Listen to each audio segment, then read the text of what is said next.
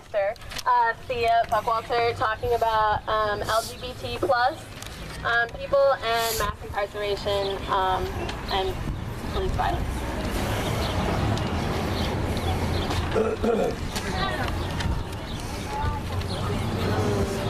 As we talk about the issues surrounding mass incarceration, acknowledging the disproportionate effects that this system has on lesbian, gay, bisexual, transgender, queer, and asexual people is an important aspect to this conversation that is often left behind, despite the devastation that it causes so many adults and youth who are gay or non-cisgender like myself. For too long, we have allowed the cultural biases of individuals to work their way into our government and law enforcement, creating a system that thrives on discrimination against marginalized groups. Like many issues of oppression in this nation, this begins as a class issue. Simply put, people who are poor are more likely to be in prison, and LGBTQIA people are more likely to be poor, increasing the likelihood that we will be in prison. 16% of transgender adults have been in prison or jail in their lifetime, compared with just 2% of all adults. This disproportion is also true for queer youth, because this evil system does not spare our children. 4 to 8% of youth are lesbian, gay, bisexual, or transgender, yet 13 to 15% of youth in detention are LGBT, with 60% of these LGBTQIA youth being Black or Latino. The root causes of this are numerous, and to some are complicated, but I see them as an active willingness to permit the abuse of these children by our parents and our school systems, creating a pipeline that feeds them into our criminal justice system where this mistreatment is perpetuated. When a third of LGBTQIA youth who report bullying to their school administrators see nothing done to stop this abuse, we see how the system turns a blind eye.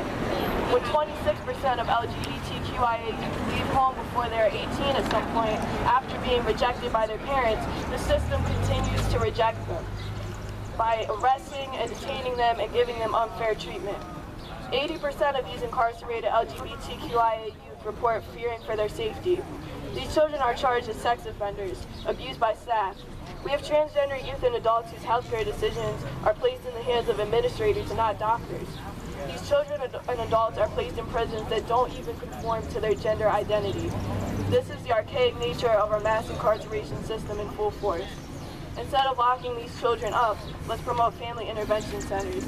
Let's put pressure on our federal government to pass legislation to prevent discrimination against these LGBTQIA youth.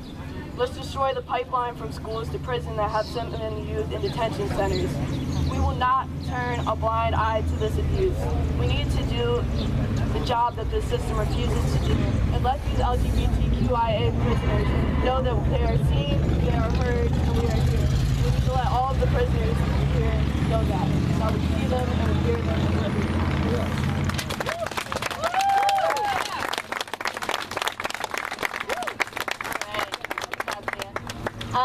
Okay, next we have someone from Have a Heart speaking.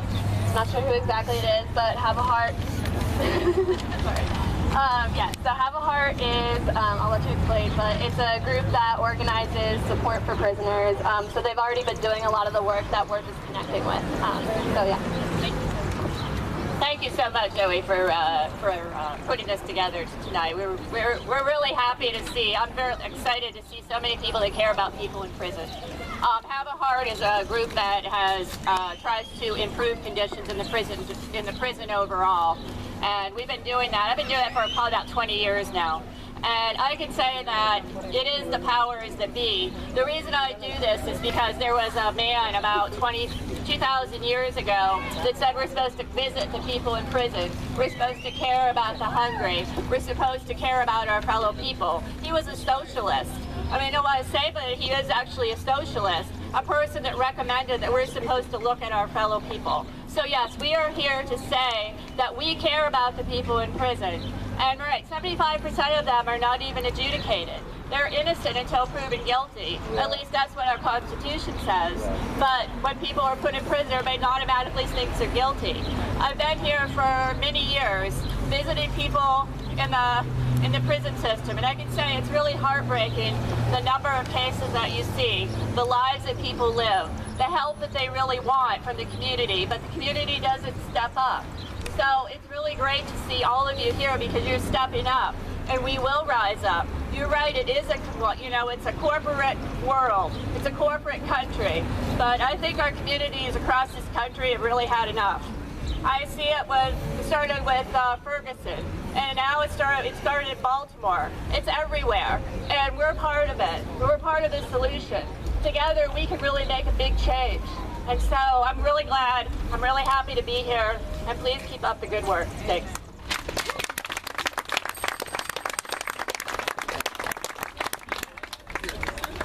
Just to add on to what Jeannie's saying, I don't need this.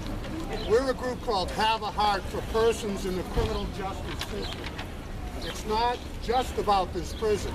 It's about the system that lands people here. It's about the good folks that work here under these conditions. It's about the police departments that are forced to go on with policies from above. It's about the Lancaster County government that has perpetuated this monstrosity that should have been mothballed long ago. Let's change this into a hotel. Let's redevelop it. Let's get a system where only half of the people in here, and only if they're required to be in here, are placed in a humane facility. There's movements nationwide. One's called Cut 50, and that's about cutting the prison population in half. Because if you look it over, at least half the people don't belong there. They either belong in mental health treatment, drug treatment, to be serving a sentence on the street while they're still working. Have a Heart for persons in the criminal justice system has advocated and had the Lancaster City Council pass a ban the box resolution, which allows people, after they re-enter society from places like this, to go on a job interview without having to first check the box that says, have you been convicted of anything before? So that's another movement that I would encourage you all.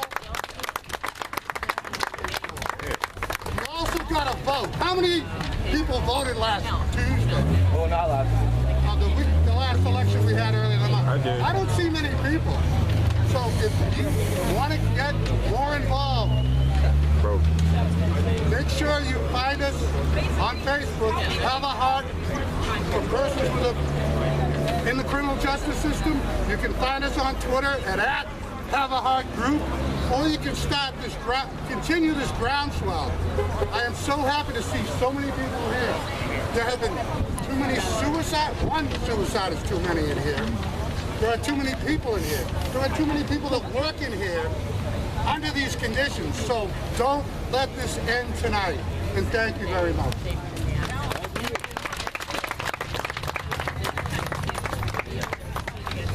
Anybody else want to say something? All right. Now we're going to pump it up.